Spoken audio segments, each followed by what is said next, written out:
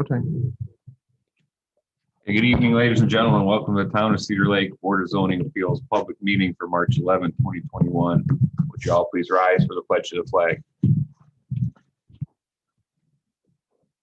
I pledge allegiance to the flag of the United States of America and to the republic for which it stands, one nation, under God, indivisible, with liberty and justice for all. Roll call. Jerry Wilkeny, Here. John Cabera, Present. Jeff Bungie, Here. Jeremy Kuiper, Present. David Austin, Present. Tim Kubiak. Absent, Bill Murr, Present. Rick Everly, Here. Terry Knowles, here. Thank you. Reading minutes from February 11, 2021 public meeting. Are there any additions or corrections? Did you say there were? Those are not ready I for your didn't think so. consideration this evening. Mr. Chairman, like to table the minutes from the February meeting. Second. Mr. President, Yes, sir. quick question. Was there something unusual about these minutes? I ran into an issue with them and they were not presented to the board before the meeting. And I can't have them approve something they didn't have a chance to review. Is there a draft that they can have? I will get it to them. Good. Next. That's also needed for another matter that we have to be attended to. No, I know. Thank you. The motion to suspend minutes for February 11th by defer. Okay. I changed my motion to a deferment. Okay, defer the minute approval for the February 11, 2021 public meeting by Mr. Bungie and a second by Mr. Gutierrez. Roll call. Nick Ricaputo, Recupito. I can't, I was my math. That's all right. Jerry Wilkeny. Yes. Yes. John Cabera, Yes. Jeff Bungie, Here. Jeremy Kuiper. Yes. Motion carries 5-0. Minute approval will be deferred till next month. Before we get started on new business, we do have one of our board members that needs to leave at 8:30. So if you see them walk out, it's because they have a prior commitment at 8:30. If he has any questions or issues, you can let us know. Hopefully that's not you. Rise. You'll know at 8:30. I didn't really bring my speaking voice tonight. Okay, new business, item number 1. Montebello Developmental Variance, owner petitioner Manuel and Tracy Montalvo, 14337 Morris Street in Cedar Lake in the vicinity of the same. This developmental variance is to allow the petitioner to build a 6-foot privacy fence in the front yard on a through lot with an unimproved street. Counselor. Legals are in order. Thank you. Do we have a petitioner for this item? Please come up to the podium, state your name and address for the record. That's not the petition. You're the petitioner? No. No? Oh, I need the petitioner, sorry.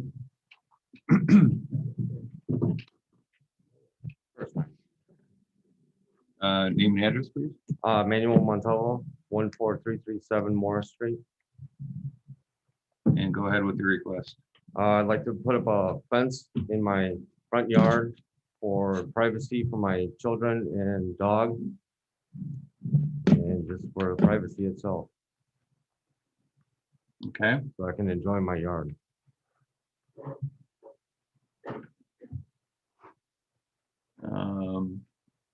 there looks like there's some uniqueness to this request. Being that it's a front lot from what street would that be? Morse, and that's Cedar Terrace, Okay.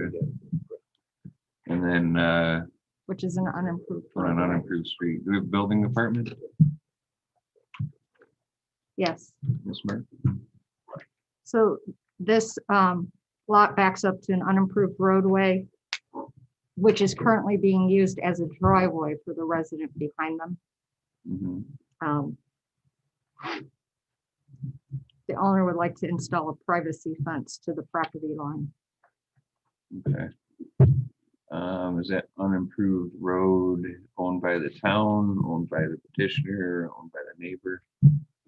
Town, it's a platted roadway. So it's not vacated or anything? Just unimproved? Okay. Anything else?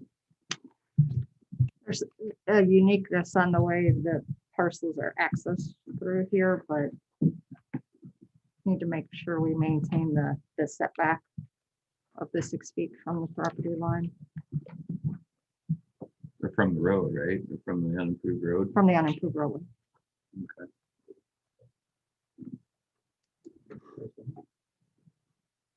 Go ahead. I'm just trying to figure some things out. Okay. You guys wanna talk about it? Oh, I'll get there. Okay, yeah, let's do it. Well, I'm just going through the notes here and obviously the letter. the Yep, letter- we'll get to that for sure. That's where I'm going. Okay. Mr. Chairman. Okay.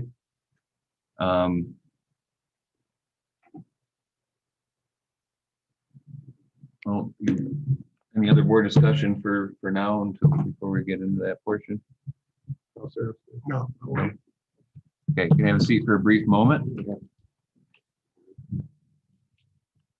any remonstrators for or against this variance? Okay, come on up. State your name and address, please.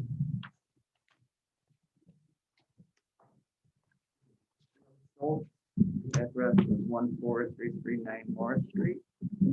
I park on that vacated road, not unvacated, the proposed roadway, Unimproved. unimproved roadway. Mhm. And no, I do not want a privacy fence in my front view. And that's their only access to your property? Is that you're using that as a, No, I'm actually going with Mr. Austin. I'm waiting on him to make a thing for my driveway to enter my house. okay, The town was gifted that property. They told me it would take till January, hired an attorney November 9th. Otherwise, the street can put me on a roadway or give me my property, so me my property back. Okay. For the driveway. so Been in the family for close to 100 years. the unimproved road is used for access to your property? Is that, Mhm. yes, okay, Well, the one that was gifted to the town okay, that I'm in the process of trying to get back. okay. My attorney's not here, either, Mr. Austin. Okay. Had his secretary fax and paperwork. Yeah, we have that. I'll be reading that. Anything else? I just don't want a fence. Got enough of them going around.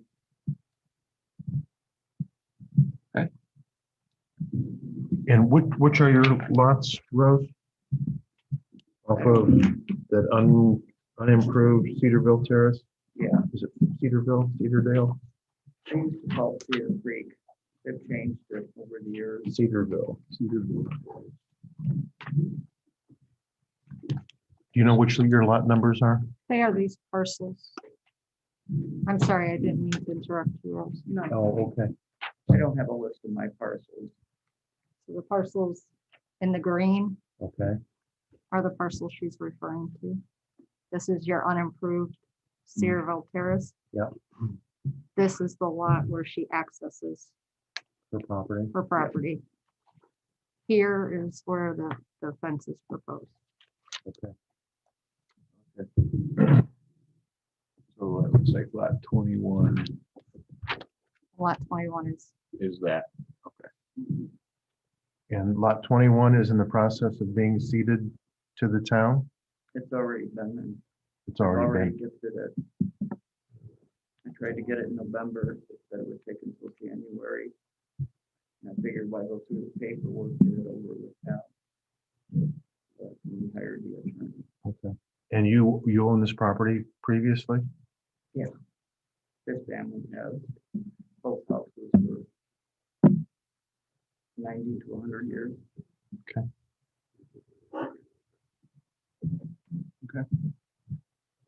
Anything else? All right, thank you. Give us some clarification. on Yeah, I that? can. My name's mentioned here a couple times. First of all, I don't represent these folks. Eric Neff is the attorney for Mr. Schultz. Mhm. That's what the record seems to show here, and I have communicated with Attorney Neff about this. I did not know this was the parcel that was on this agenda tonight, because none of those names are mentioned. And the town did receive this property. The gentleman who owned the property, senior Mr. Schultz, passed away. Apparently, the property taxes weren't paid. This ended up on a commissioner's tax sale. And through process of conveyance to municipalities that the county commissioners have commenced and initiated, this property through process ended up with the town. Town council has been presented this item, and they checked off, my recollections they checked off. I have to look at my records or my file, which I don't have, to confirm that. But in terms of the lay of the land, it was the intention not for this family to lose their property. I guess that's the start at that point. And I think the town council has agreed, at least without voting. Maybe you have voted on it. Again, I don't remember as I'm sitting here. So in terms of background, the town had a role in this in terms of ownership and is seeking, and my recommendation will be that town divest its ownership in a piece of land owned by a family here for a long time. That through the misfortune of passing away and non-payment of tax lost it. I hope that helps a little bit. It's so Cedar-like. I'm not certain I know what else to say about it, but we got a lot of properties like that in town. And we deal with each one fairly individually for end ownership. And maybe a good time to read the letters that were also submitted for the record. We'll start with the one dated November 10, 2020.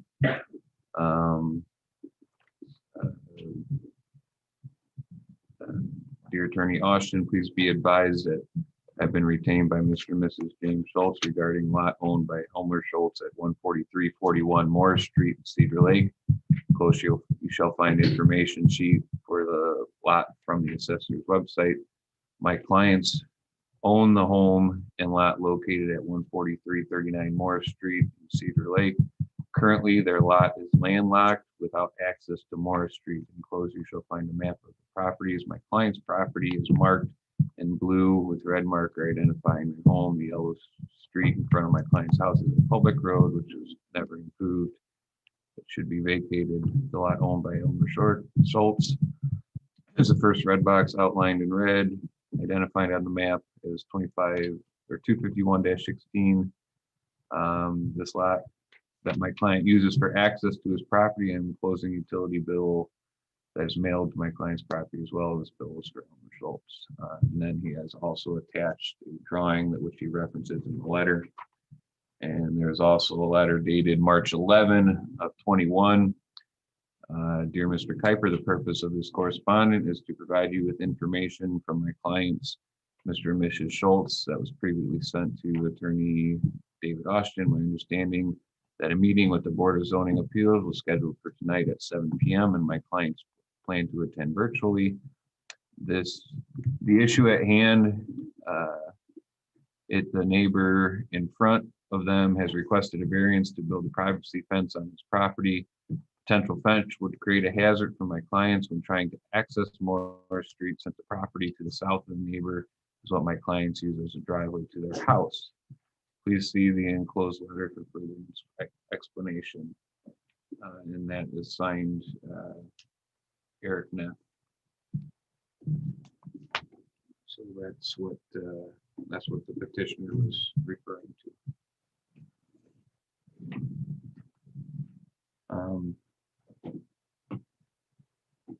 Are there any other remonstrators for or against this variance?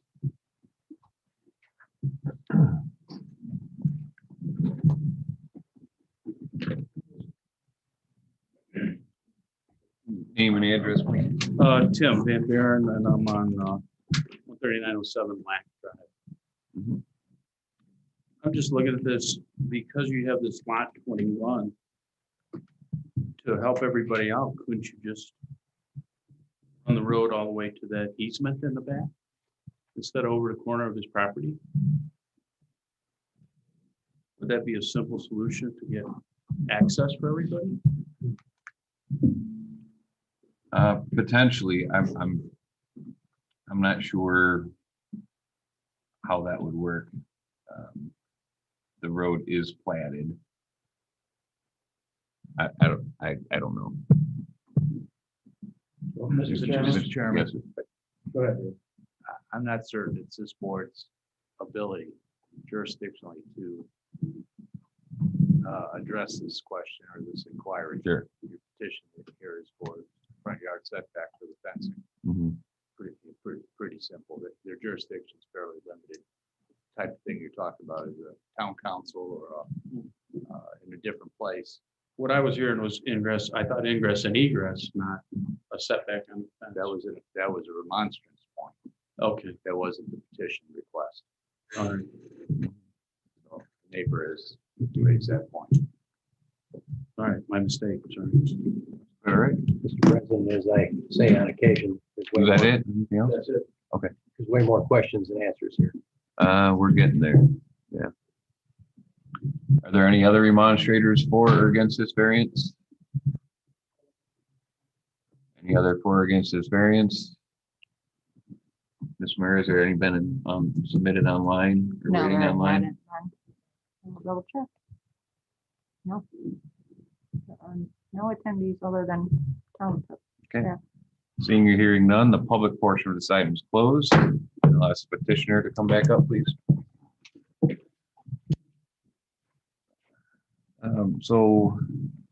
Counselor, I guess, just so I can understand it, that the unimproved road would go through where this gentleman would like to put a fence up.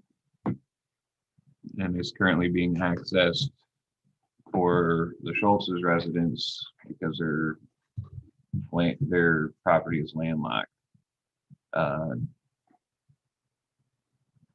Number one, we're not allowed to put a fence on an unimproved road. Is that correct? Of course not. Okay. And Not number on two, a being that platted- there's, You may not have either on a platted unimproved parcel sure. or right of way.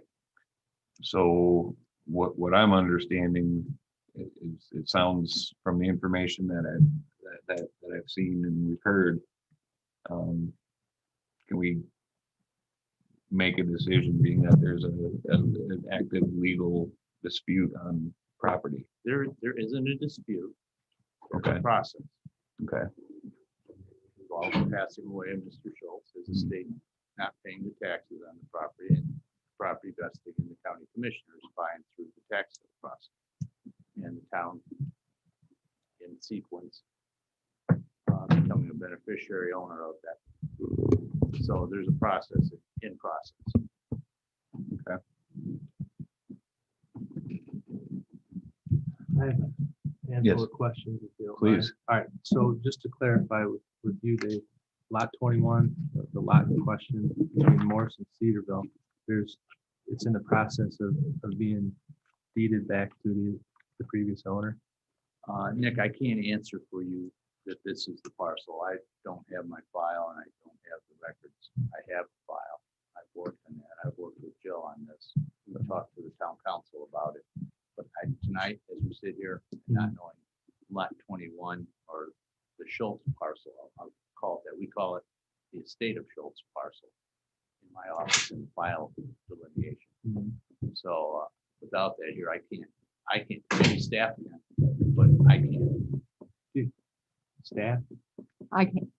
That is the parcel she is referring to as lot 21. Okay. And that parcel is currently owned by the town, but that is the parcel being discussed, but the details of that with the council, I do not have those details. Okay, because my concern is, going back to Jeremy's point about putting a fence there, Mhm. not being allowed. If it were to be an improved street, we'd be talking about setbacks. here. Mhm. So I'd like to know if there's any plans in the future to improve this road. And because that setback is gonna be a big issue, or lack thereof. I don't really see, in my opinion, 21, we'll call it lot 21, the lot in question being too much of an issue because it's not this gentleman's property and there's not a dispute over ownership of that between him and the remonstrator, but I'd like to know whether there's any plans to improve that road and that have some bearing on my decision. The Cedarville Road, Yes, sir. yeah, there are no current plans to improve that road. Okay. And that, just so we're clear, the way they act, the Schultz's access their property is through a gravel drive that comes off of Morse and goes through lot 21, cuts across the petitioner's property and into the unimproved right of way that is Cedarville Terrace. Okay. So that driveway, and I don't know if he put it in, but the driveway does cut across this gentleman's property where he's asking to put the fence. Okay. On the unimproved road. No, sir. I'll show you here. Well, including, Here's the unimproved road here. Yes, sir. The driveway comes off of Morse here and comes right through this corner of the petitioner's property onto then the unimproved right. So the petitioner is trying to put up a fence on his property here, but the driveway cuts across the corner here. Going to make access problematic, but as Mr. Austin says, if this lot 21 does indeed get deeded back to the Schultz family, they can straighten out that gravel driveway to get over here on and access the property still without cutting his corner. Okay, I'm with you, except the survey I'm looking at, that the portion that's platted for the unimproved road also goes through that lot 20 or the petitioner's property in the corner. So I think we're talking about the same thing. That's why I asked The it. gravel Well, drive. that's just a gravel driveway. That's the not gravel. unimproved That's road. not, oh, that's Right, not, that shows you how that driveway cuts through his property to get to okay, that north-south Cedarville Terrace unimproved road. okay. No, this is just a driveway that comes off of here. So this gentleman's driveway is here, so it cuts through the driveway. so with Cedarville being a unimproved platted street, Mhm. he actually is dealing with two front Two yards, front yards. correct? Right. And the house faces Morse. Address on this, yeah. And then one of the petitioner's house or the Schultz's, do they, where's their house is also facing? Also facing Morse and also with the Morse address. With the Morse address. Mr. President, Yes, sir. the gravel drive that's cutting through this gentleman's property is really not his problem, I don't think, is it? So I far mean, it's not, somewhere. I mean, it's not, I mean, that's not his issue, because it shouldn't be there. Mhm. So if these roads aren't slated to be improved, that's kind of where we are, isn't it? Based on what Nick said and setbacks and things like that. Yeah, I mean, in my opinion, lot 21, we'll call it, is really no concern of the Right. petitioner. That's a separate matter going on. Mhm. My concern is what's going on behind the house. Right. And should we have, this is for council, does this need to be, this have been advertised with a 0 setback as well? That would have been more complete description of the release thought. Okay, if that's what he's requesting, yeah, right, if that's what he's requesting.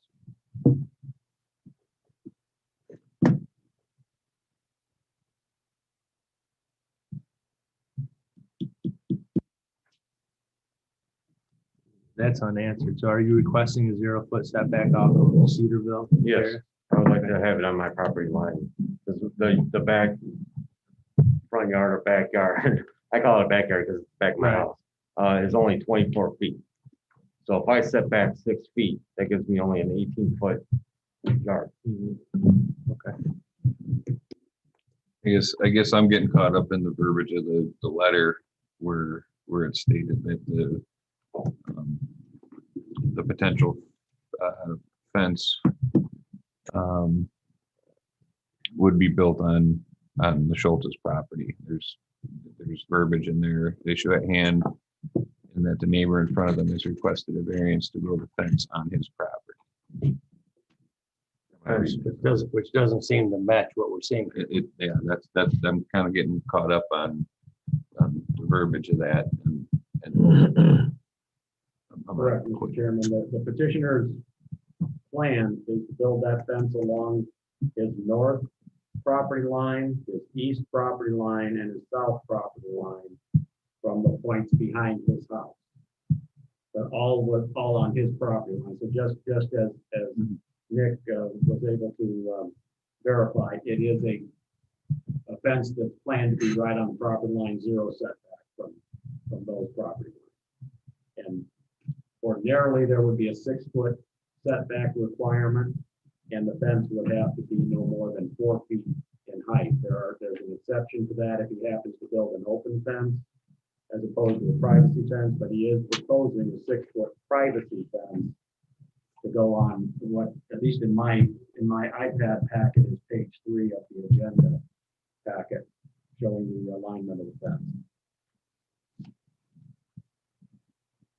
So as far as what we heard from Mrs. Schultz, her remonstrance is she doesn't want to look at the fence because her house faces the back of his house. Sure, yeah. The rest of the stuff, council, is not a matter for here, correct? Correct.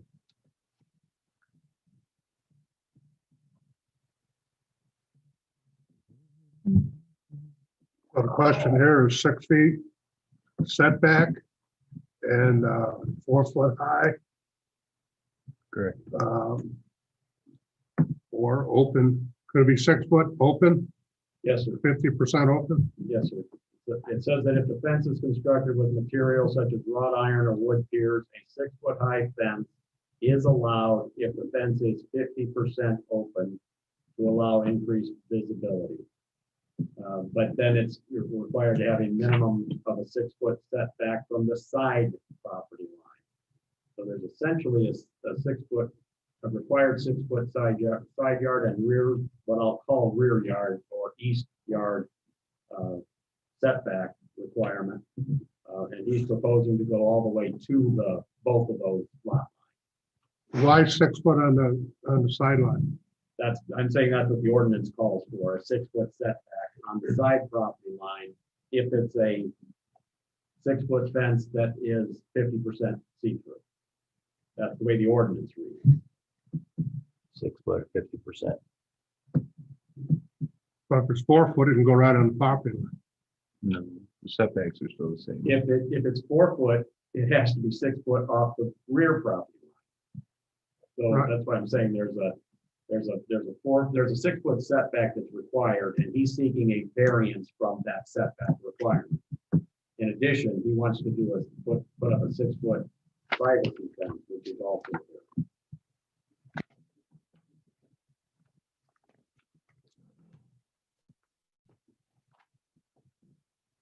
Mr. Montalvo, are you fairly certain that what we're seeing here on this survey is accurate? Yes. Because if for some reason the road gets improved and it's not where it's supposed to be. Right, no, I paid a lot of money to get that plot survey done. Okay. All right. to make sure it was right, no matter what. Do we have that or Yeah. What? they need it? This is what's in our packet. Can I see it, please? I don't know. That actually looks like.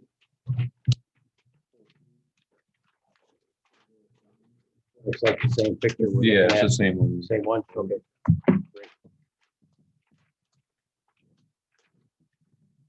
Yeah, it's the And same. I'm only asking that because of the letter you had referred back to Mhm. regarding fence on someone else's property. Yeah, the fence isn't going on somebody else's property, it's on my land.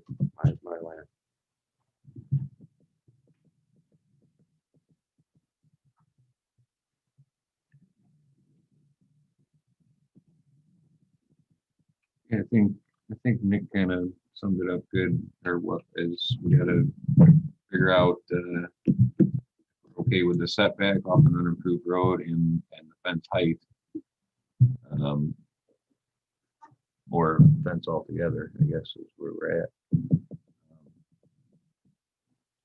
So I think a couple months ago, if I remember correctly, we were kind of discussing a similar petition like on Hobart Street, where we had talked about it going right along the unimproved, right at the building line, property line. And I think you had said that wherever to be improved, it would go through its channels within the town to get right of way and all that. So I'm not too concerned. I'm not super concerned about that. If that's the way that it would be handled. I'm gonna hope that the use stays the same forever on that, and we don't ever have a problem ever. And if that were the case, I don't really have too much of an issue with it.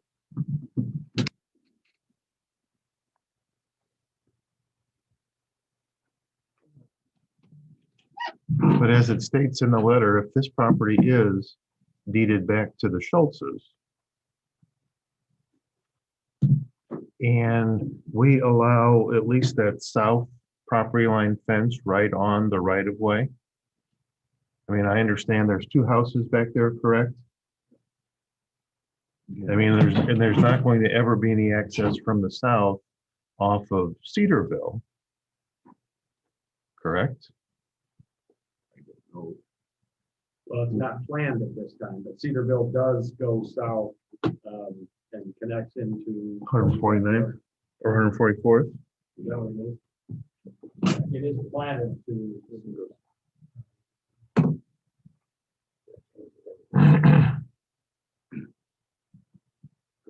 I don't know. Is there any concern, Jill, Rick, about the Schultz's property and any utility easements that aren't shown on here? Not relative to this petition. Okay. And just so we're clear, that south property line, Mr. Montalvo's south property line at this point is not adjacent to a right of way. Well, I realize, right, well, It- right. Right, it's just adjacent to the north line of lot 21.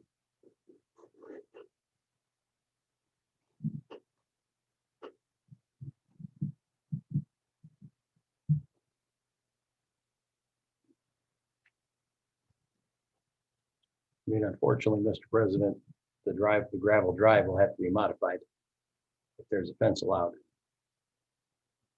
But again, I don't think that's the petitioner's Right. issue. I'm just wondering too, I mean, I don't know. Part of the concern was that there is a house that will be directly affected as far as looking out their front window and seeing a 6-foot high privacy fence. Is that a concern? And we don't know what the back of his house looks like now. I mean, Well, I believe that's a ranch, isn't it? Yes. Yeah. So it's at least an 8-foot wall. With windows. I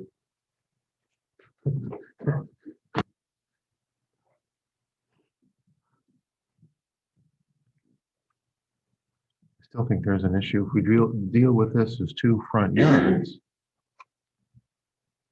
with Cedarville being a platted street, then I just don't see how we can allow building along the east side of the property, the east line of the property. And if you have to put, if you can't, fencing, well, front yard fencing is what, 30 feet? And then it has to be can only be semi-solid, correct? 50%. 50%. I don't know if there's 30 feet there. Doesn't look like there is. Looks like it's what, 24.9?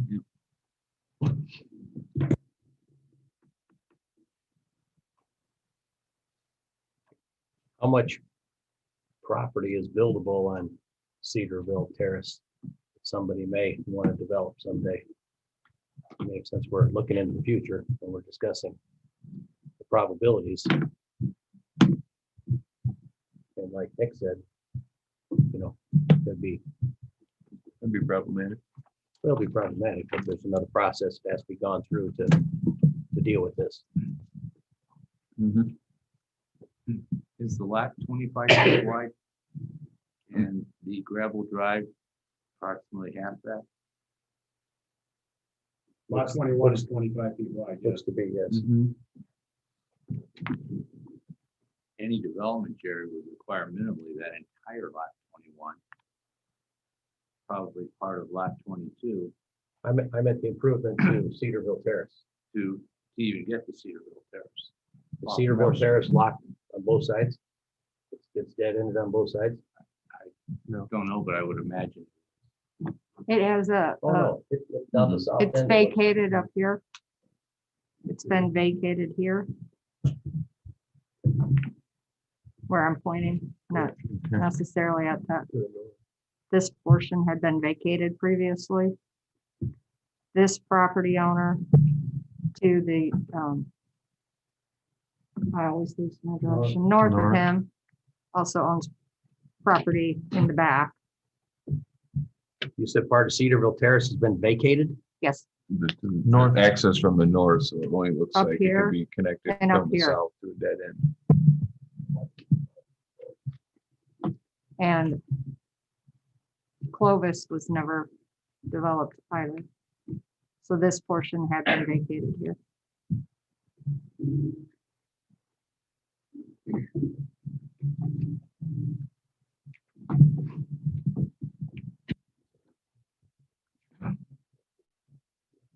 So the question becomes where to put the fence and how high, Or it. or if. Or allow it at all, if it's a front yard. There looks to be only 4 more lots toward the south end of Cedarville Terrace. So there's technically room for 1 more house.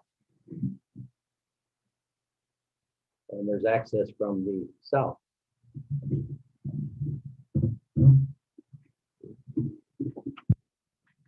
future of that is a Jeremy, little easier to see. They're 25 feet by what, 100? 105. Okay, one house. Yeah, 1 house, yeah. So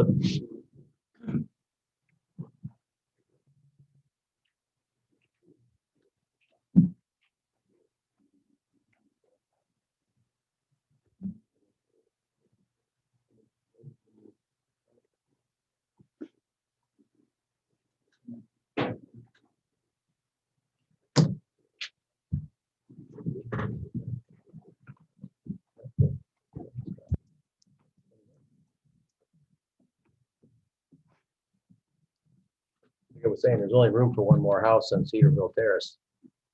Right. So I mean, the future of that road is pretty clear. there is a house to the south on lots 22, 3, 4, and 5. And then this parcel has been combined into one large parcel. I'm talking about 31, 30, 29, and 28. As far as access to the road goes, Mhm. there's really no more room to build anything.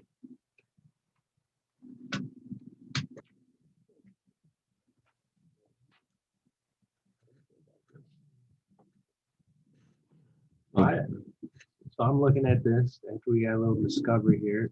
Cedarville won't be improved, and if it does, and there's a fence there, the towns, we'll go through our channels to get that taken care of right away. 21, lot 21 is no issue. It's not the petitioner's issue, what's going on with lot 21, Mhm. and access is not his problem. So kind of like what John said, we're talking about what kind of fence. I'm talking about what kind of fence we want to have there because I don't really have a problem with the fence being there. Okay. I don't think it's going to create any hardships down the line to put in a fence. Between the petitioner and the town or anybody else legally.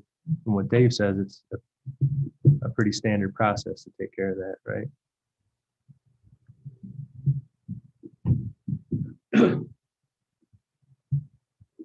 The odds of the town doing that are pretty small. For one house, for an extension of one house, that would be a developer or builder activity. Mhm. Land acquisition, easement, right-of-way rights, that type of thing, would likely be a private developer or builder. What type of fence are you putting up? Wood, PVC, Yeah, cedar, the cedar fence. cedar fence? I'm okay with a fence too, and on the property lines, it's fine with me.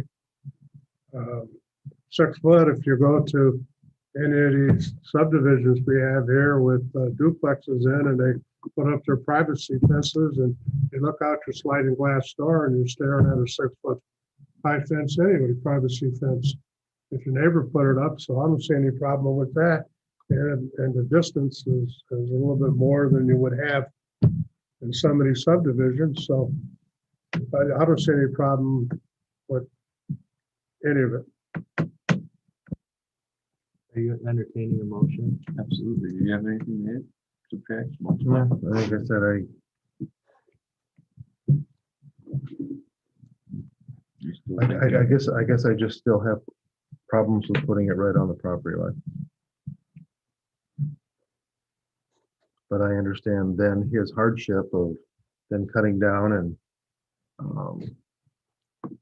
the size of his already pretty small backyard. Unless more of a 50% fence is. You know, I mean, I mean, the small backyard was, that's No. probably not his fault because you're not the original owner, correct? No, sir. but he bought it with a small backyard. Yeah, bought it with a small backyard. Any other building department comments? Well, Mr. Chairman, just to make one point of clarification. The ordinance does provide, the zoning ordinance provides that on a through frontage lot like this, when you have frontage on 2 streets, 2 rights of way, the zoning administrator is the language in the ordinance. So the zoning administrator has the authority to designate one of the front yards as a rear yard. I think it's pretty clear that the east property is a rear yard. In that case, a property owner can put up a fence without a variance, as long as it's 6 feet off of that right-of-way line of, in this case, Center or Cedarville right-of-way, and no more than 4 feet tall. So he can have a fence back there. But going to 6 feet and moving it to the right-of-way line, his rear property line, is the issue. That's the variance that he has. Just as a point of clarification. Thank you.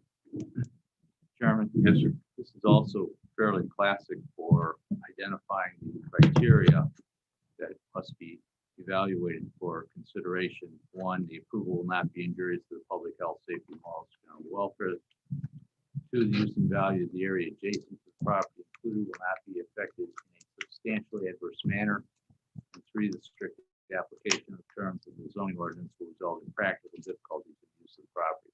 That last one struck me as pretty fairly spot on. You're looking for guidance, foundation.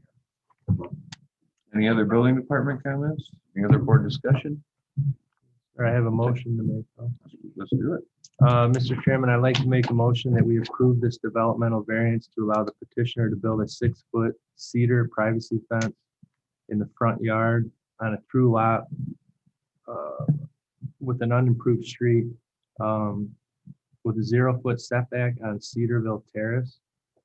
And I'd like for a 2-week notice to be given to the Schultz family before the fence is built to make provision for driveway access, to include the findings of fact. I'll second it.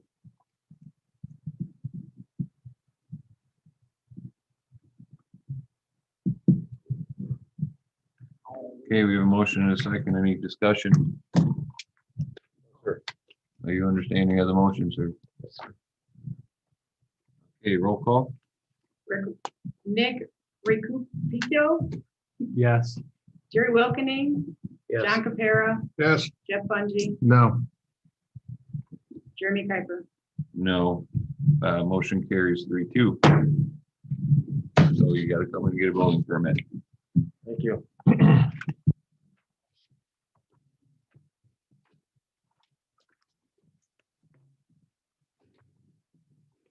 Item number 2, business Stanley Developmental Variance. Owner petitioner George Paul Stanley Jr., 8508 West 140th Avenue in Cedar Lake in the vicinity of the same. Developmental variance is to allow the petitioner to build a deck and swimming pool in the front yard, 62 foot from 140th Avenue. Counselor, Rules are in order. thank you. Do we have a petitioner for this item? Come on up. Hello, everyone. My name is George Paul Stanley Jr., and I reside at 8508 West 140th Avenue. And go ahead with your request. I was requesting to put a pool and deck in my front yard, which is my only yard at that residence. But yeah, that's the caveat, I suppose, asking for it, my front yard.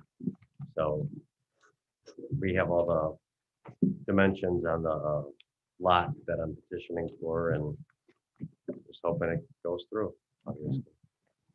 Building department. The parcel is accessed through the alleyway.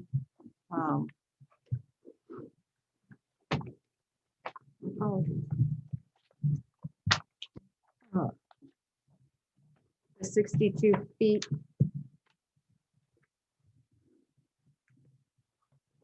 Meets your setback requirements, the setback requirements between the existing garage and the pool exceed our requirements. So it looks like it's, everything would meet our requirements except it's considered the front yard. Correct. Is that correct? Okay, any questions or comments? fencing around the pool? I did not propose anything at this time. I didn't want to be too restrictive. I wasn't sure if it would be received well. So I thought initially I would just put the PVC required fence around the pool so as not to take away the views of the pool and the yard for the neighbors, and then just build to the height required for the deck. That way it was aesthetically pleasing as possible, considering it's in my front yard.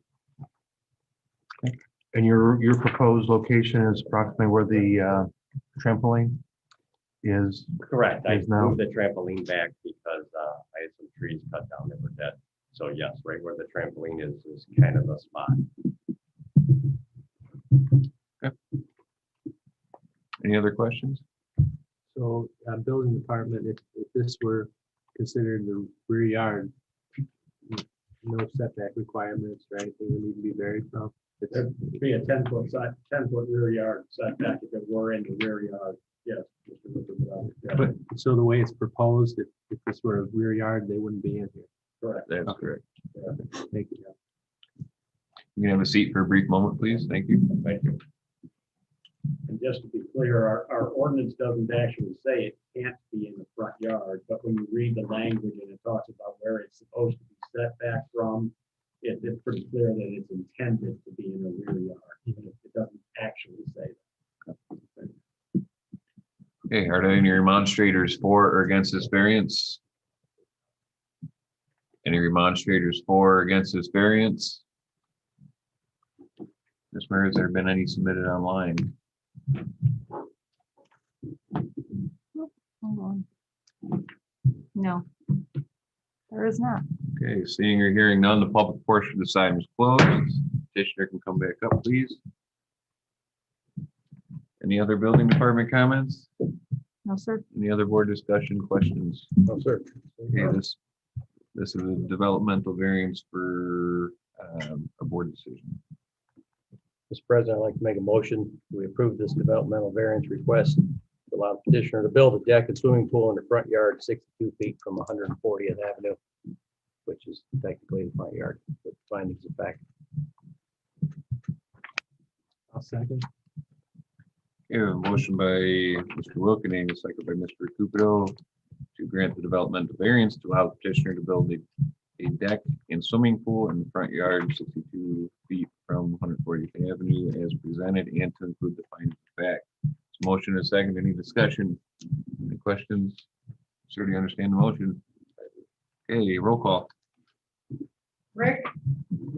Nick? Nick Recupito? Jerry Wilken, I'm so messed up. on Do your you want name. do you want me to I'm so do you want me to sorry. answer? Hang on. He didn't get the I'm vote. He didn't so get the vote yet. sorry. Jerry Wilken? Oh, back Terry, up, back hold up, on. back up. Ms. Wait for him to say yes or no. Yes. Jerry Wilken? Yes. John Capera? Yes, Jeff Bungali? One vote. You got me messed up. I'm sorry. Jeff Bungie votes yes. Hermie Piper? Yes, motion carries 5-0. Thank you. Thank you. Business item number 3, Young Developmental Variance, owner petitioner Bruce Young, 12816 Lee Court in Cedar Lake in the vicinity of 13028 Edison Street in Cedar Lake. Developmental variances allow the petitioner to build a new house with a front yard setback of 25 feet and a rear yard setback of 13 feet with lot coverage over 25%. Counselor, Legal's in order. thank you. Do we have a petitioner for this item?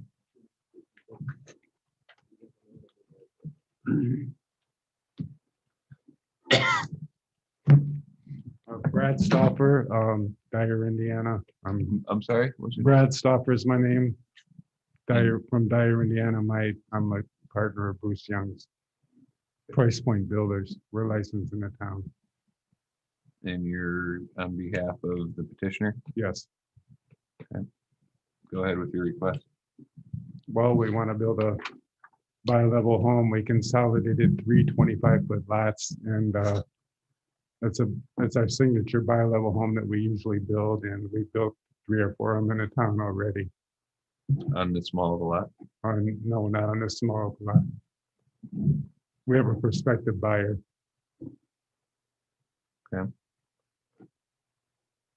Building department?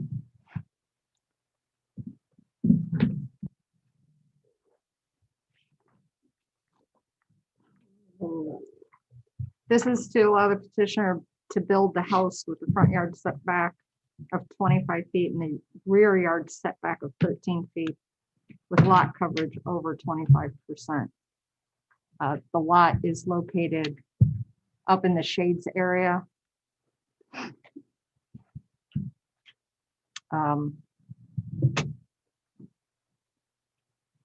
In the vicinity of the Boys and Girls Clubs. Yeah, it's close by. There's the Boys and Girls Clubs for reference to you. Mhm. Uh, How many other was lots are there trying- like this or potential for? Up in this area, there's 4 here and the town owns the rest of them up here. So there's potentially another 4 buildable lots. Actually, well, they've been combined into one. That one had a home on it, currently, the one that's highlighted. What I'm trying to get, is this just a one-off? Or is there Neither gonna of be more these. requests like that? This is a rarity up there. What is the lot coverage? Well, that's a good question, Mr. Wilkening, because as I reviewed this plan, I don't believe they need a lot coverage variance unless what we're seeing at the back of the property, Brad, is that a deck or is that enclosed space? The back of the property, there's two decks going off of two different areas in the house. There's actually a 25-foot, the decks cover by 12 foot of it, so there's 13 foot left. Okay, so the footprint of the building is 1,770 square feet. At 25%, they'd be able to cover 1,886 square feet. So based on the building, they don't need a lot coverage variance. If they were enclosing the deck, either of the decks, they'd hit that lot coverage maximum and they'd need it, but they're not proposing that at this time. Those are open decks. off I the thought back. deck does count for lot coverage. No, No. not right. It's just building. So if they had a shed, a detached garage, and the house, that's lot coverage. But a deck, if that's an open deck, that's not considered as lot coverage.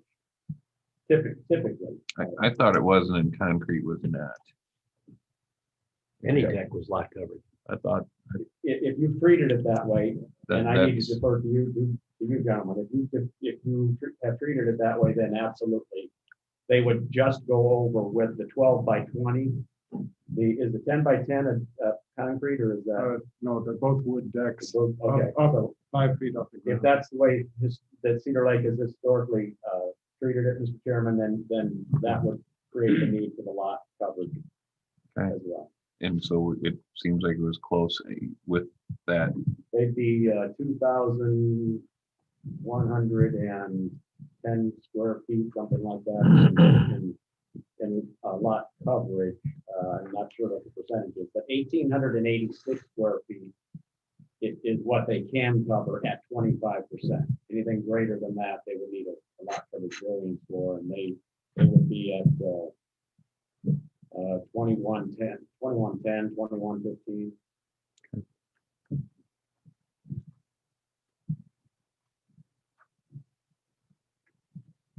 Okay, thank you. Yes, sir. Just a clarification, what was the lot coverage and what the deck, what they're requesting? I'll give you that in just a second. It's 2,110 square feet would be what they'd be covering with buildings. And the lot size is 7,545 square feet.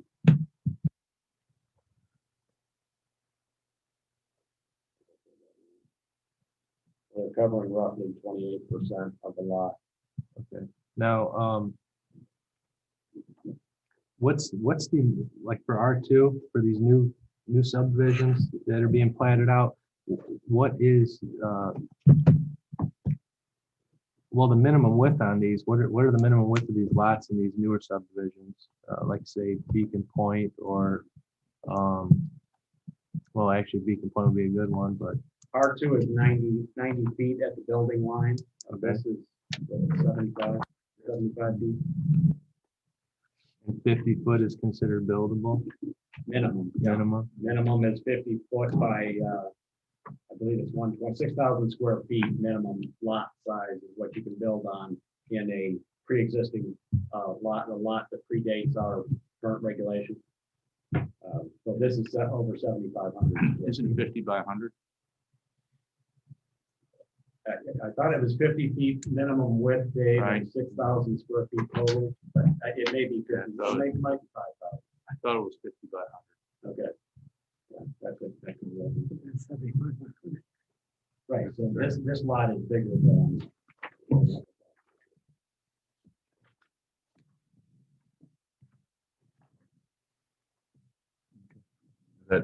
Anything else?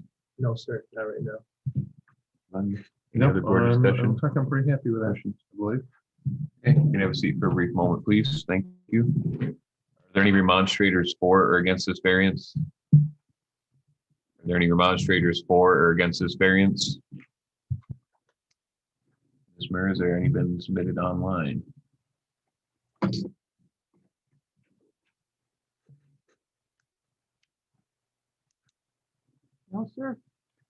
Seeing or hearing none, the public portion of this item is closed. And sir, you can come back up. Any other building department comments? No, sir. Any other board discussion for this board decision on a developmental variance? I just have a question for the petitioner. Why is it that you cannot meet the zoning ordinance for this build? Being that Mr. Eberly stated that the minimum lot size that we normally work with is 6,000 square feet, and this is 7,500. Well, we have a prospective buyer and this is the home they want. And this is a lot, it's a reasonably priced lot. So we can put the home up. I don't know how else to explain it. Okay. I'm looking for something a little more, but like a hardship or something along those lines. No, there's no hardship. There's not a variance for the lot size. Oh, I understand, yeah. Mhm. His point is that the minimum, this exceeds a minimum lot size for the town, and he's still not able to meet the, Oh, the lot coverage? yes. Yeah, and setback as well.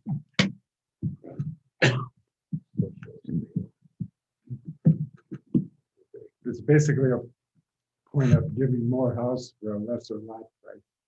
Basically, because lots cost so much money. Is there an existing structure on this? No, there's nothing, there. It's all flat.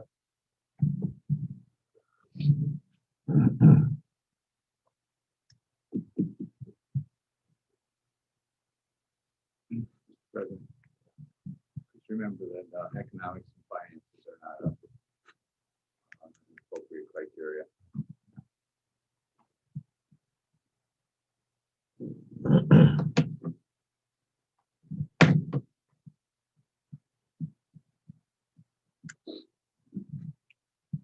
Point well taken. Agreed.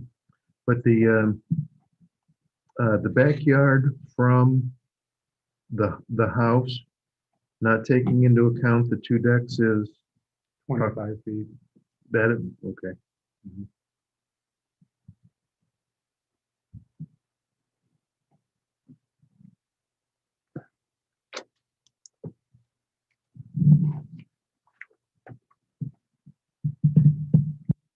Everybody else think about that? Well, if you take just the house, it meets the coverage.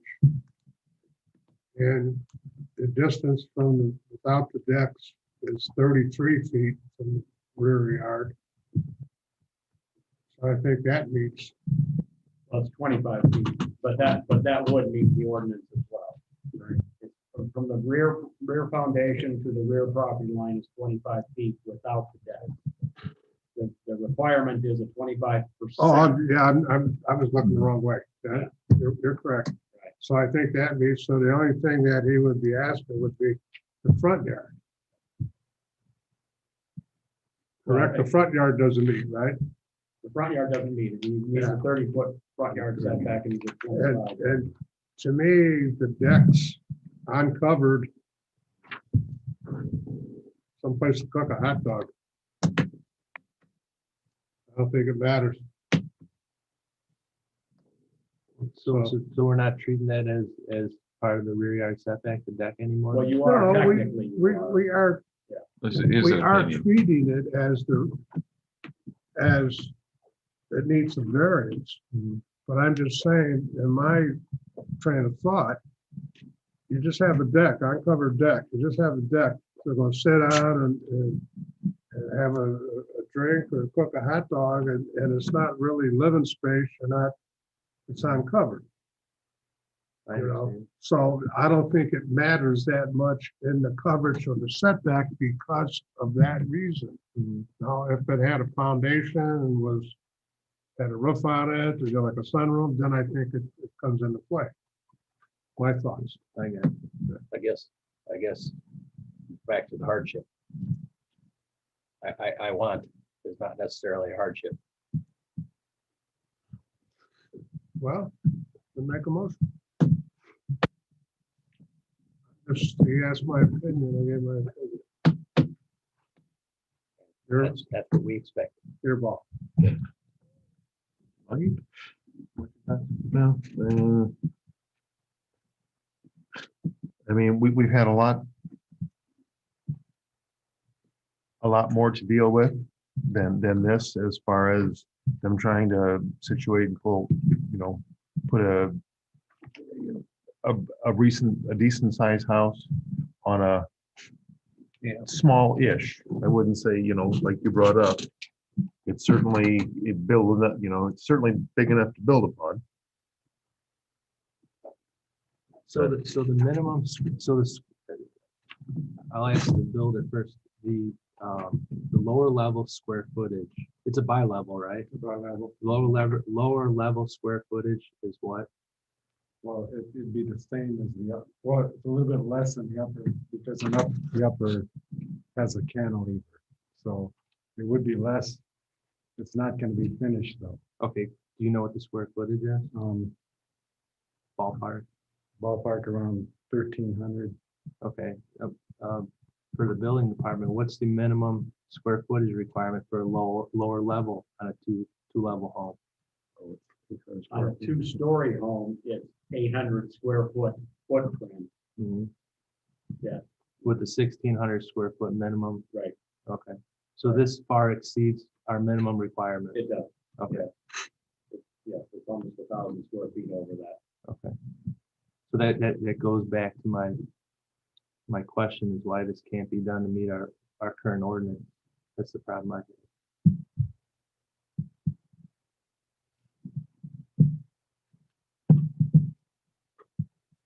Any other board discussion? I have nothing. No, sir. Okay, this request for developmental variance is a board decision. Open for motions.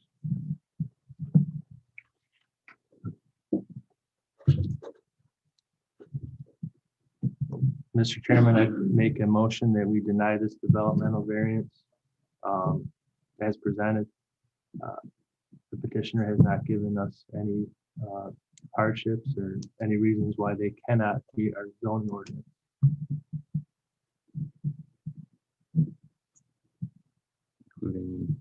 Including the findings of fact. I'm sorry. Thank you. I'll second it.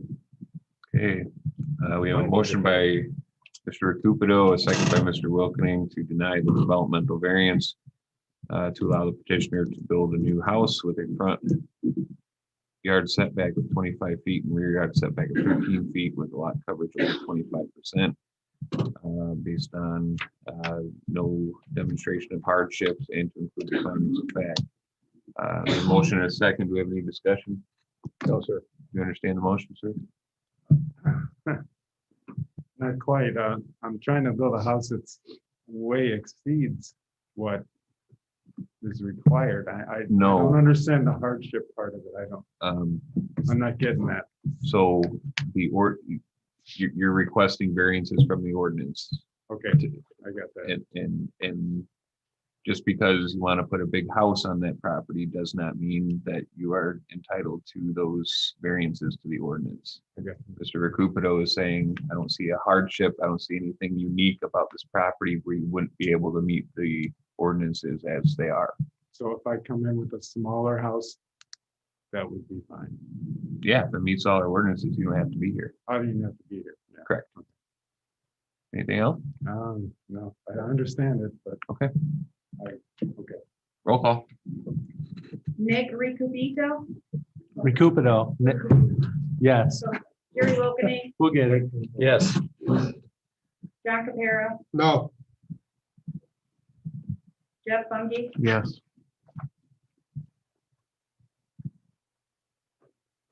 Jeremy Kaiser. Yes, motion carries 4-1. Request was denied.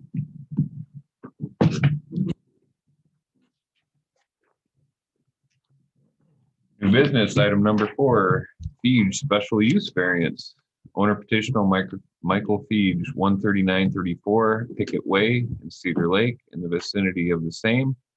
Use variance is to allow the petitioner to operate a home-based FFL federal firearms license to allow the transfer of firearms to individuals in minor gunsmithing work. Counselor, Legal turn order. thank you. Do we have a petitioner present?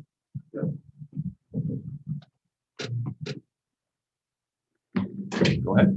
Hi, my name is Michael Fiji, 13934 Pickett Way, and applying for special use variance in order to set up a home-based FFL. I have a gunsmithing certification, to be able to do gunsmithing work in the garage, as well as internet sales and small amounts of transfers, things like that. Okay, can you go over your business plan? Yes, do you want all the details? It's essentially, as I mentioned, doing small gunsmithing work, minor work, nothing heavy type work, more minor adjustments and cleanups and sites and things like that. Majority of it would be internet sales. Would not have a lot of people visiting the site. If I do, it would be limited to one person at a time. They would be able to park in the driveway. All work would be conducted out of the workshop area of the garage. There'd be a safe secured in that area to secure any of the firearms that are being transferred until the person is able to take receipt of those firearms. That's basically it. Okay. You also submitted your business hours, signage, parking. Yeah, no signage. Parking would just, as I mentioned, we have room in the driveway.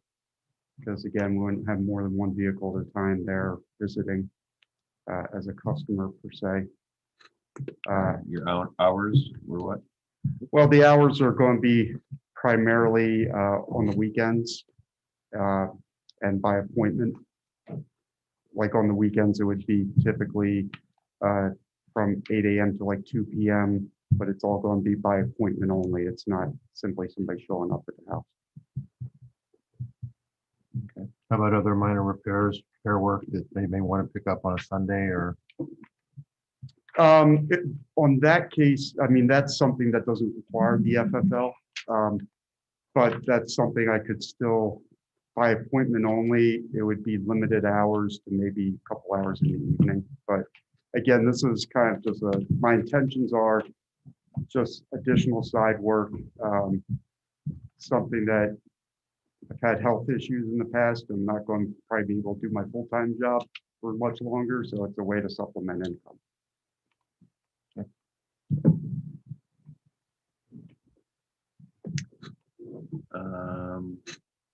Building department.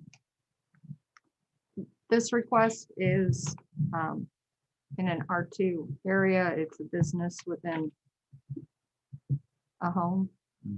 And Rick and I had discussed this earlier, and he can expound on it a little bit in more detail than I would be able And to. I wish I'd looked at this a couple of days earlier, because I would have liked to had a chance to talk to Dave about this, because our ordinance does allow what we call home occupation. So you can have a home business in a home in a residential area. And there's really very few restrictions to it. But it does anticipate, for example, and it's a brief paragraph, if you don't mind, I'll just read it. The home occupation may include such traditional activities as the practice of a creative art, dressmaking, musical or other instruction limited to a single pupil at a time. Goes on to say, however, it shall not be interpreted to include a real estate agency, a dancing school, a beauty parlor, barbershop, massage establishment, convalescent or nursing home, doctor's office, tourist home, commercial stable or kennel, restaurant, tea room, or musical instruction in groups or mortuary establishment. Interesting. So there's a large list of there's several things that you can't do, and some examples of what you can do. And one of the ones I want to point out is that it anticipates musical or other instruction limited to a single pupil at a time. I think that goes to the petitioner's comment about one customer at a time. I know Dave and I are used to working in some other communities as well, where there's a little bit more detail, talks about you can't disturb the everyday ebb and flow of the neighborhood with increased traffic for a home occupation. Some communities allow you to have signage for a home-based occupation and some don't. But if they do, it's usually small. In this case, he's not proposing any signage, so when I look at strictly at our ordinance, Dave, I have a hard time even, I guess, considering that the gentleman needs to be here. It appears to me that it can be done under the terms of our ordinance. But I would certainly defer to you. I'm sure you've had this come up before in your years here. So I'm not sure how you treat it, but just based on the language in the ordinance, it seems to me that what he's proposing complies with our language. Well, then you have to look at the R2 zoning district classification, also to contrast or compare what those two zoning districts, or the zoning district with the home occupation or home occupancy provisions are, to find where you're going with this. And R2 allows home occupations as described in Title 20 of our zoning ordinance, and that is just what I read to you a moment ago. So, I think I know a bit about this business, but isn't this a requirement for you to get your license, or you have your license already? I think No, there's I'm in something. I'm in the process of obtaining the FFL. Isn't there license something through that the you need ATF. to state that? Yeah, they need something to state that my property, where I plan on establishing this business, is zoned accordingly to allow it to occur. And then once I have that, then they can approve my FFL license. Because the ATF has already said they would, they were just waiting on. I think that's part of the process that he needs to go through. Right. But he could get that with a letter from us. Okay. Issuing an occupancy just to the building department. That could be done that way, but I understand the sensitivity to the type of business that he's proposing as well. So that's why I said I wish I would have had a chance to talk to Dave a couple of days ago to get his take on this as well. Did you look at the plat for this portion of Centennial to determine whether there was anything in the plat approval language that included anything other than single family residences? I didn't look at the covenants, Dave. Jill and I talked about that briefly today, and one of the things we planned to do was tell the commissioner to contact the HOA and find out if the covenants restrict or prohibit any kind of home-based business. In fact, the president of, well, I used to be president of the HOA, but the current president that lives behind me, she had said there's no issues with it. And this part of Centennial is duplex, correct? Yes, correct.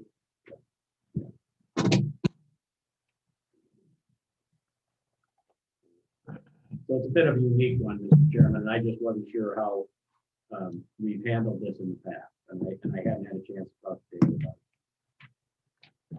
Well, we don't hear about them unless they come here, so. Right. It's one of those things. But you're right, it is a requirement of the licensing that they get local government approval. Thanks. Will. This is one Michelle, Tim, myself, and Chief Fisher had discussed, and this was the route we had chosen Okay. as things were transitioning. Okay. Any other board discussion, questions? Yeah, I have some questions. Yeah. You were the transfer firearms. So people buy firearms from somewhere, they're shipped to you Correct. for legitimacy purposes, and you transfer them to the legitimate. Correct. I would perform the federally required background check, Okay. and upon them clearing the background So check. you're not wholesaling or retailing guns yourself. Right, no, that's not the intent. It's simply You're to just, act as a transfer agent. okay. If you were to purchase a I just firearm want to make sure on Saturdays we don't have gun shows in the driveway. Yeah. That's what I'm getting. No, Sure. yeah. Not that I have a problem with gun shows, No, but maybe in the driveway it's not good. in our residential district. Good question. Any other board discussion? None at the moment. Anything else? No. You can have a seat for a moment. Are there any remonstrators for or against this variance? Any remonstrators for or against this variance? Ms. Murr, has there been any submitted online? There is no one in attendance. Okay, seeing or hearing none, the public portion for this item is closed. Back up. Any other comments from the department or staff? No, sir. Questions, concerns? Have you talked, I mean, and this is just a question that I had. Your neighbor that you share a common wall with, are they aware and are they comfortable with? Yes, they are aware. They have not expressed any concerns with it. I mean, My oth- obviously, They would have had to been. they would have been here to demonstrate it. My other neighbors, in fact, two of my neighbors have already said they want to order some firearms and have them go through me. So the other two two of the other neighbors are obviously on board with it. Now, do you plan on advertising your business? I know you have to be registered so people can find you, but I know no signage, but are you planning on? No, my intention is just word of mouth and, through that way. And part of it is you get the FFL established in the first place, and then down the road, moving to an actual, if business gets to the point that I want to expand it, moving it to a location that would be zoned properly for it. And at that point, it's just a matter of moving the licensure through the ATF. So, I hope you get there. yeah, me too. Thank you. Any other questions, comments? No, sir. I have a comment.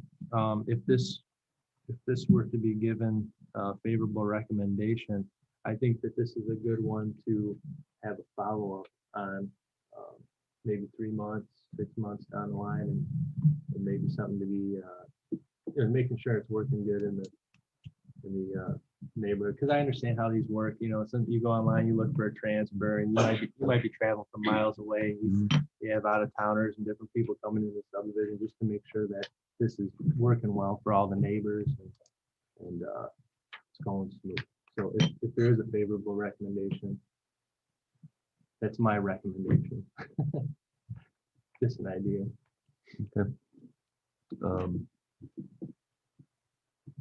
So how do you see that working? Then just Uh, come in and, Yeah, like Couple I think months. we did it with a couple other use variances throughout the years, right?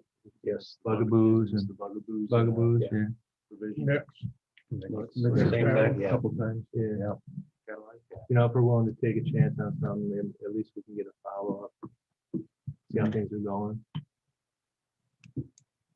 that's appropriate. But this application process is probably going to take you at least a month or so after you've been given approval from all the local. Yeah, it's Government typically about a entities. 2 to 3 month process. The ATF is real quick to cash your check for the application, but they're a little Don't slower say. with following through. All right, go ahead. Oh, I have a question for Mr. Austin. Yes. With these follow-ups, if he were to be required to do one, are notices given to the adjacent property owners again? Not at least under our rules and regulations. Okay. It would just be like kind of a good of real order type of thing. There's really no reversal or retraction on it. It's just a checkup. Okay. So far as I'm aware, right? Unless it violates the provisions or conditions Sure, of Sure, approval. right. Yeah. Okay. Great. Okay, so this is a use variance, so this will be a recommendation to the town council. Mr. Chairman, I'd like to make a motion that we send a favorable recommendation to the town council to allow this use variance, allowing the petitioner to operate a home-based FFL, to allow the transfer of firearms to individuals and minor gunsmithing work, and to include the business plan of the petitioner that was presented to us. I'd like the petitioner to come back in real quick before I finish that. What's a realistic timeline to get you open, up and going and come in for a follow-up? the way they've been processing the stuff, you're looking at probably about 3 months before they process. Mhm. So then probably another couple of months after that would be when I'd actually have been at Or time to 6 actually months. be performing the Or work. 6 6 months. Okay, let's go 6 months. Okay. Petitioner to come back to this board in 6 months. September meeting. Sounds good. And including the findings of fact. I'll second it.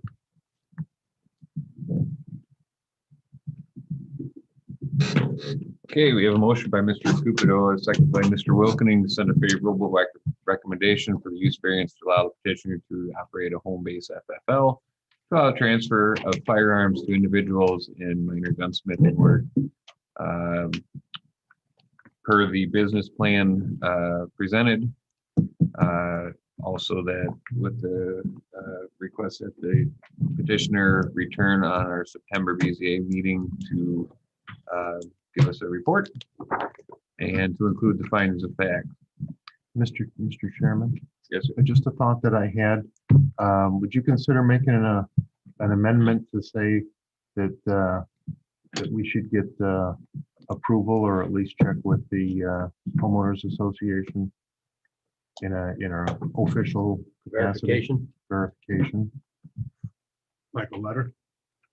the letter would be good. I'll amend my motion to include. You didn't make, the I motion. got it in my own motion. You seconded it. I'll amend my second to the motion. You don't even know what he amended it to. Mr. Chairman, I'll amend my motion to require a letter from the Centennial Homeowners Association stating that there's no issues with this use. I'll second that amendment. All right. Thank you, Mr. Chairman. HOA Yeah, approval. HOA approval letter. Yeah, okay, yep, yeah, HOA approval letter. Okay, motion and second. Any other discussion? Oh, sir. You understand the motion, sir? Yes, I do. Okay, that means roll call for this favorable recommendation to the town council. Nick? I'm not saying it. Oh, you gotta get it eventually. No, we'll work on it Yeah, later. yes, Jerry Wilkening? yes. John Capara? Yes. Jeff Bungie? Here. Jeremy Piper? Yes. Yes, motion carries 5-0. You will be on the town council agenda for the next town council meeting, which is, Actually, Mr. Kuiper, that'll be on the April 6th town council meeting Okay. agenda for their action. They have final approval on that. So that gives you time between now and then to get us the letter that from the HOA that was referenced. Okay. All right.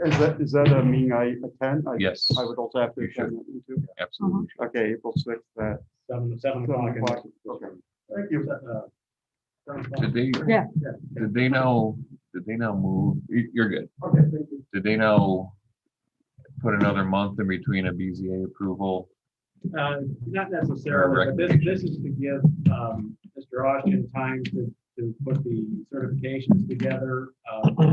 We try to get the council agendas out and packets out by tomorrow. And that puts the rush on him, it puts the rush on Terry to try to come up with minutes and to the certification Mr. Austin prepares. So I spoke briefly with Mr. Niemeyer this morning, and we agreed that we would, rather than try to rush that, we would just move it to the next meeting, the following meeting. In perpetuity or just for I interim? think, I think it just gives everybody a little more breathing room, Mr. Chairman, to do that. There's a reason we did that, because it used to be that way, and then we did the, if somebody was trying to come in for approval on a fence or check, not a fence, but some use variance that was, I don't know, time sensitive, we would consider them having to wait 2 months to get an approval process to move, and that's why we tried to get it right into that meeting. Randy did tell me that, but this would move them, this Right. would move them 3 weeks, Okay, 2 to 3 weeks instead of just a few days. okay.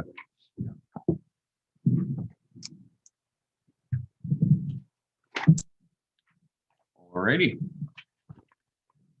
New business, item number 5, Hen Developmental Variance.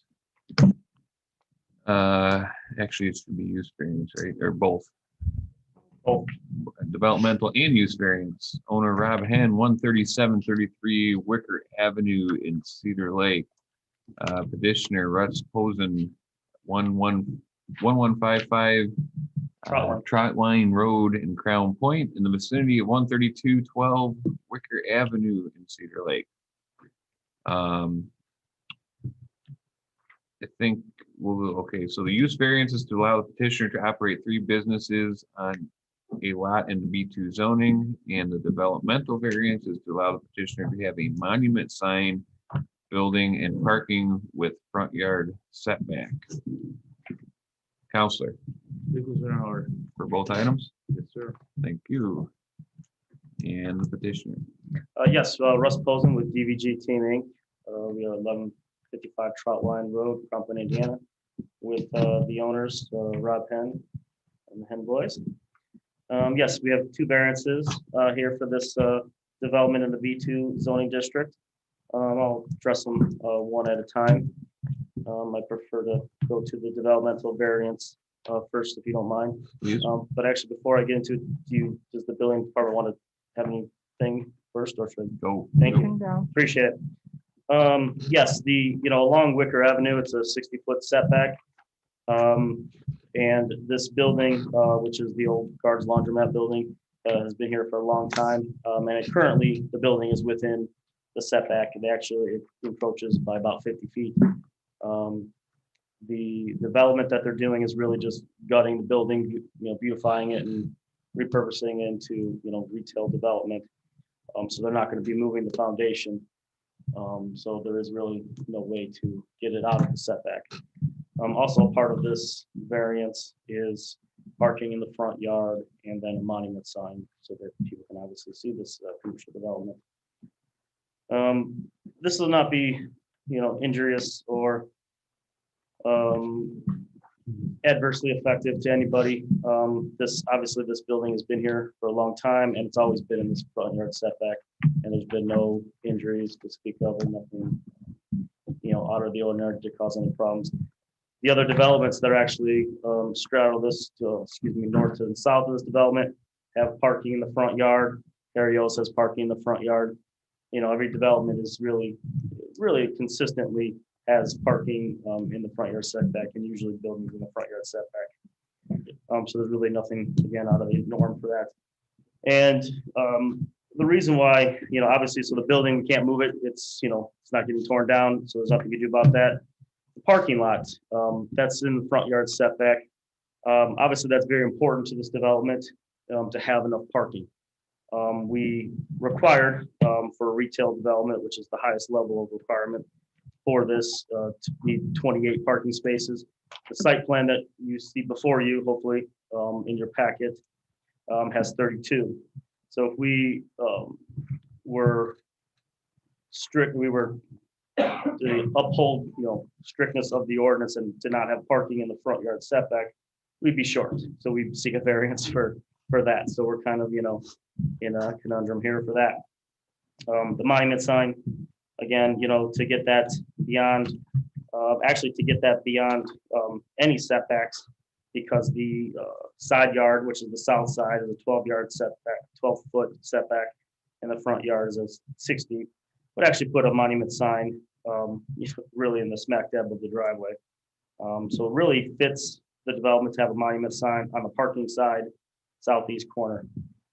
So I think really it's a good project, and to seek these variances would really make it a successful one.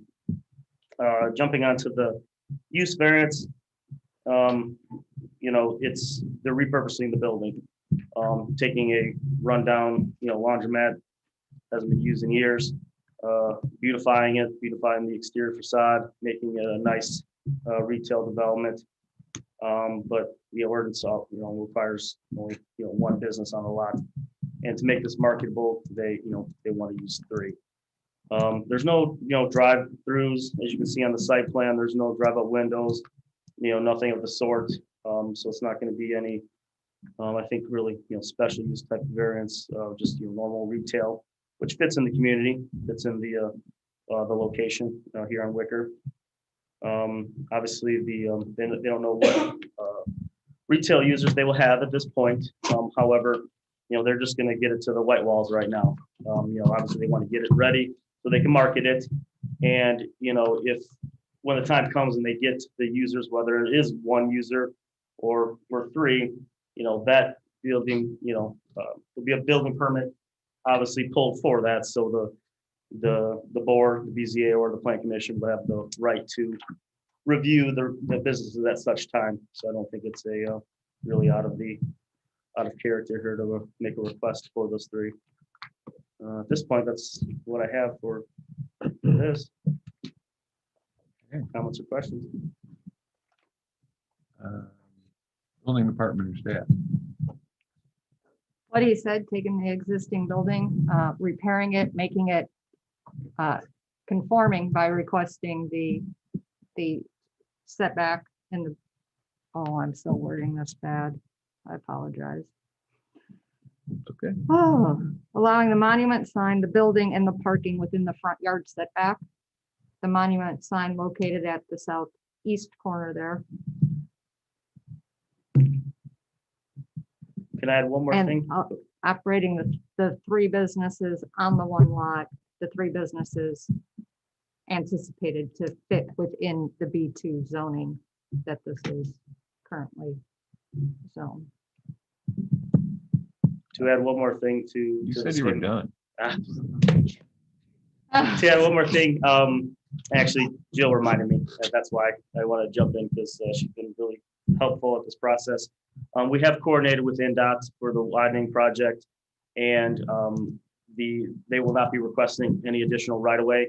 Their widening of the road and the curb fits within the footprint and works with our development and we've been coordinating with them. So we will not cause any hardship to them.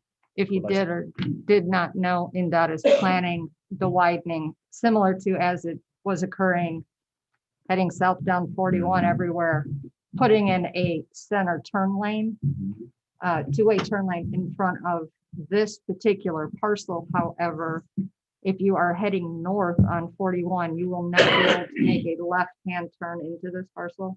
I know this is a little outside of BZA, but to expound on what he had said, you would have to turn onto 132nd Avenue to access this parcel From the south, from, northbound. yes, thank you. Harry Old will be another spot you can't get into going north. Separate from this BZA, we are seeking subdivision and site plan approval. A part of that approval is actually ingress egress easement to the south, to Harry O, so that they can get access to their property through our property to 132nd. Something to add. Dave, this is in our TIP district too, right? It is. And so this construction and then the rehab of this will increase our TIP funds for the RDC, correct? We hope so. Okay. If it's occupied. It's in the right place. Absolutely. In the right place. Any other building department or staff comments? No, sir. What can I answer you? Any board discussion? I guess the only question that I have is along the north side of the property. I see the regular parking that was along the north side is being changed over to a couple of parallel parking spots. Correct. Mm, The reason for that is the way that they park currently is actually, in my opinion, a non-conforming. The property line, so the distance from the drive itself to our sidewalk on the north, which we need for pedestrians to get out of the building and have a proper egress. To the property line is only 24 feet. 24 feet is really the minimum width for a two-way traffic. So I do not want to have people basically park perpendicular to the building because I think that'd be a violation, in my opinion, of a proper driveway. So we want them parallel so that it forces them to be more like a one-way. the power pole to the northeast of our property too kind of hinders, and then there's parking on the other liquor store property, kind of hinders, any kind of widening. So I just think it, in my opinion, as far as site plan, it cleans up the site plan, cleans up the traffic flow, if you will. How many parking spaces did you say you had? We are 32. providing 32 Okay. required, in our calculations, required would be 28 for this type of retail business. And, obviously in the lot, you could, probably, well, actually, I know you could get more parking on the lot. However, since we are improving it, we do have to improve stormwater drainage. And there is none on this site or in this area. So that's what the northwest portion of the property is used for, is to create some kind of stormwater drainage pond, if you will. All in all, they're just cleaning up a site here. Storm drainage item will be addressed on the subdivision. Correct. Monument sign, I would say right in this ballpark, Rose. The other side of this box. Yes, we are approximately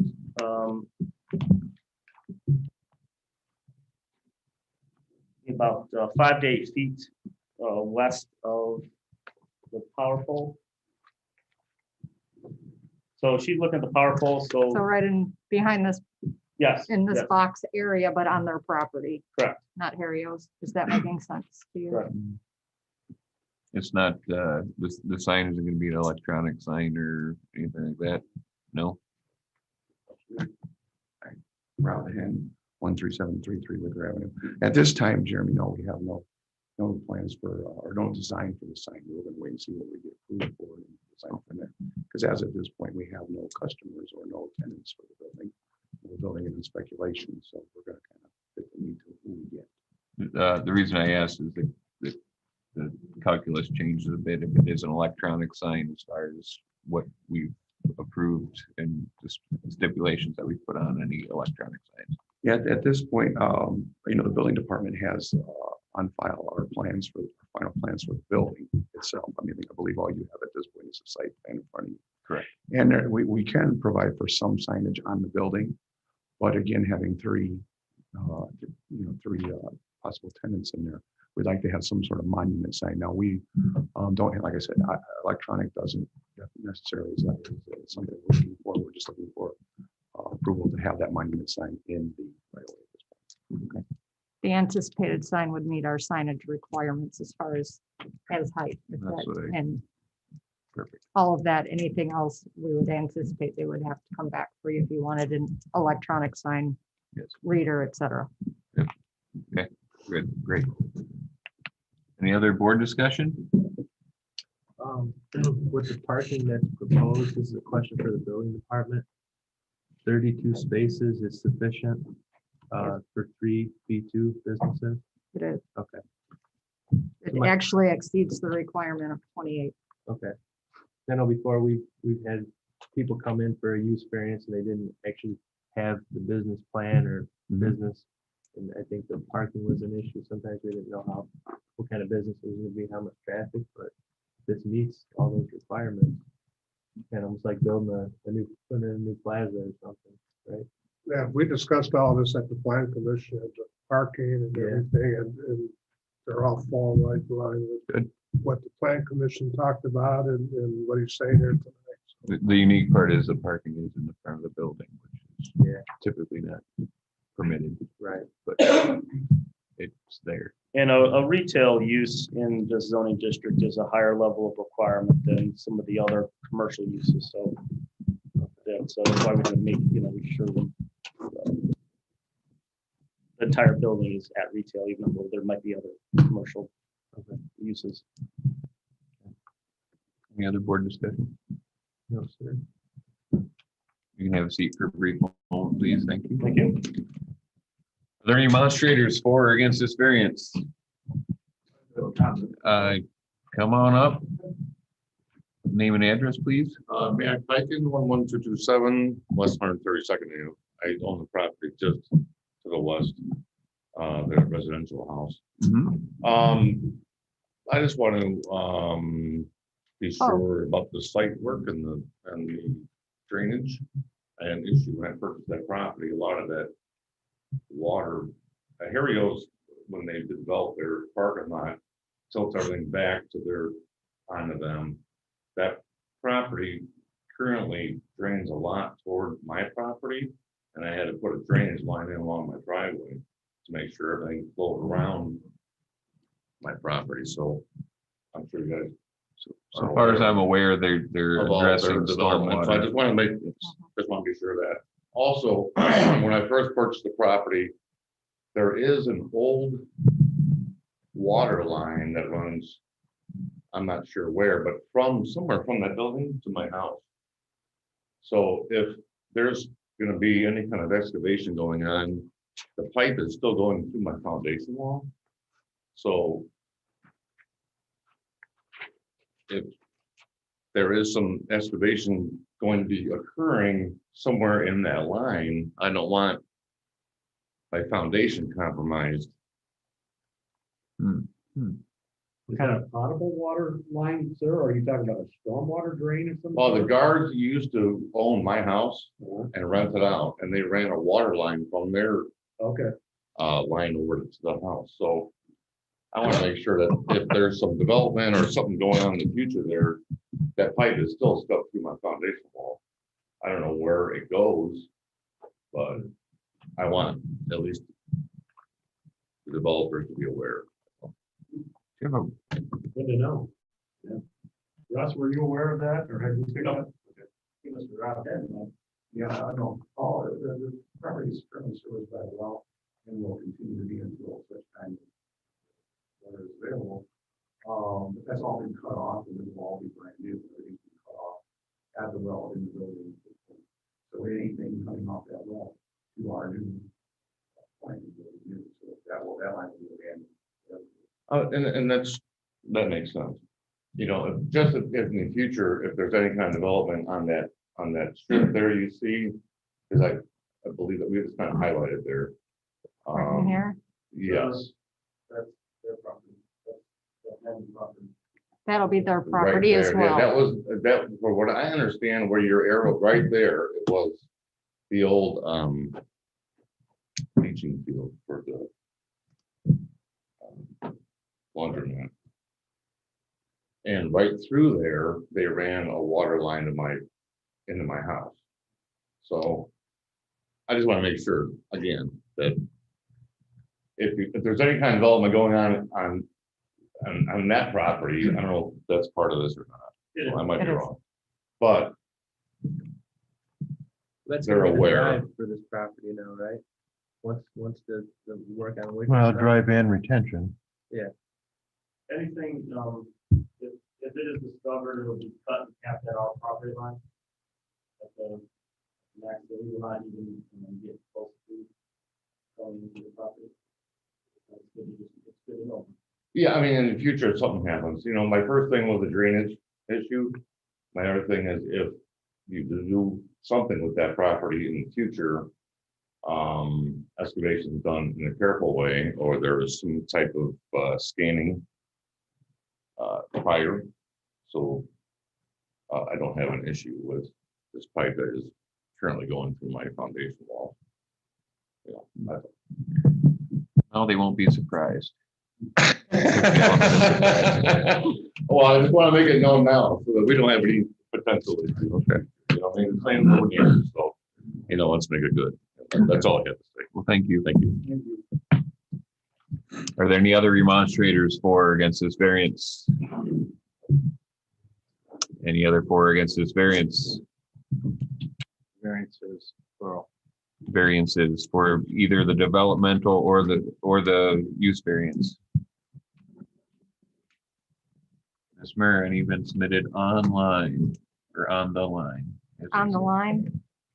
We have no one on the line. Okay, seeing or hearing any more? No more. Public portion of this item is closed. Chairman, Yes, sir. when you get to the point of a motion, perhaps the consideration of contingencies could include approval of the developmental variance by this body approval of the use variance by the town council and contingent upon approval of the subdivision plat and site plan. They're all tied together for the project.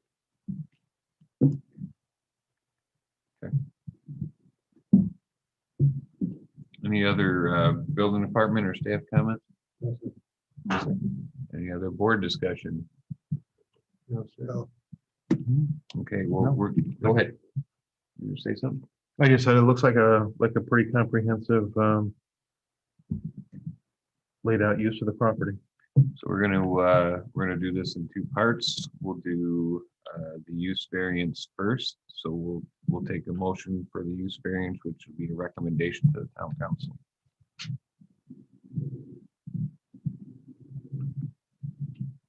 Does all your contingencies go under this motion or Should go under both under both of of them. them? Everything's tied related to each other in this project. All right, I'll make a motion that we send a favorable recommendation to the town council for the use variance to allow the petitioner to operate 3 businesses on a lot in a B2 zoning, contingent upon approval from the plan commission, approval from the town council and the BZA on the developmental variance per finding of facts. Very good.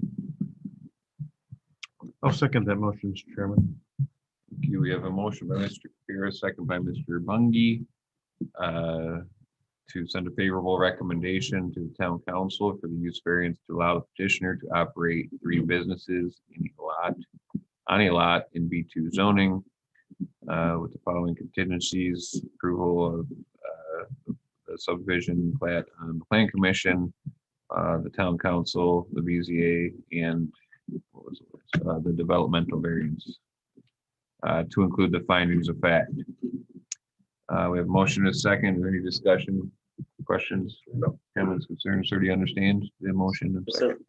Okay, roll call. Nick, Yes. Jerry Wilkie, absent. John Capero, Yes. Jeff Bungie. Yes. Jeremy Piper. Yes, motion carries 4-0. Will be on the town council agenda August 6th. April. You're gonna push them back all the way. Might be August. I stand by it. You're making them nervous. And now we'll, unless there's any discussion on the developmental variance, we'll take a motion for a board decision on the developmental variance. I'll make a motion to approve the developmental variance to allow the petitioner to have a monumental sign, building, and parking within the front yard setback, contingent upon plan commission approval, town council approval, and we don't need to say BZA in this. You already did. And the BZA. They all go together. They all go together, so I'm gonna say the BZA. Per finding of facts, or include finding of facts. I'll second. Okay, we have a motion by Mr. Kapira, second by Mr. Recupito. What happened I'm not next? gonna answer to this. To grant the developmental variance to allow the petitioner to have a monument sign, building, and parking within front yard setback, with the contingencies of approval of the plan commission, town council, and BZA, and to include the findings of fact. Roll call. Nick, I'm gonna let you try it. Go ahead. You're gonna have to get it eventually. I'm not doing it. Next time. I'll work on it all weekend. Okay, yeah. Recoup it up. There you go. Oh, I That just Yeah. You did it. I didn't hear you, Nick. Yeah, yes. Thank you. Yeah. Jerry Baxter, John Capero, Yes, Jeff Bungie, Yes. Jeremy Piper. Yes, motion carries 4-0. Thank you. Thank you. Okay, is there any public comments? Here for the view? Yep. You're welcome. Any other public comment? Seeing none, we need a motion to adjourn. So moved. Second, By Mr. Capura, second by Mr. Bungie. Aye. All those in favor with an aye? Aye. Aye. Opposed? Adjourned at 20:55.